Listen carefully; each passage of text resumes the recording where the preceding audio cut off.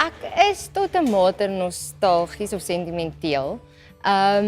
Maar oor die algemeen probeer ek nie te veel top oor die verlede en aan goed vashou nie.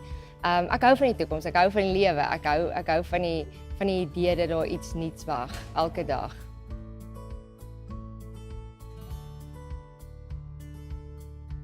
Die meeste nostalgie sou ek sê wel meer onlangs wat ek nou kan aan dink is as ek na my foto's kyk van my dogtertjie van net 'n jaar of 'n jaar en 'n half terug.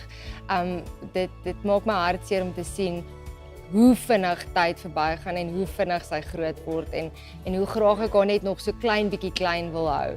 So ja, definitief ek dink dit wanneer dit by my kinders kom dink ek raak dit bietjie meer aan my hart.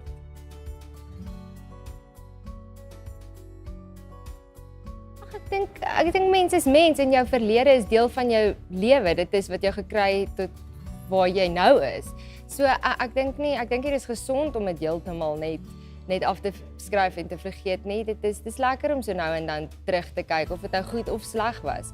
Soos ek sê, dis die goed wat jou tot hier gekry het en mens mag baie keer is daar mense deel van daai herinneringe van daai mense wat nie meer hier is by ons nie. En so hou jy hulle ook lewendig in jou hart en jou gedagtes is om hulle te onthou en te verlang.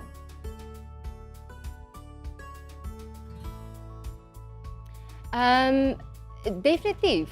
Ek dink wanneer ek soos met die draaiboek van toevallig nou het ek baie goed uit my eie lewe uitgevat, goed gesegdes en goed wat my pa altyd gesê het toe ons klein was. So ek het baie van my eie lewe in die fliek ook ingeskryf.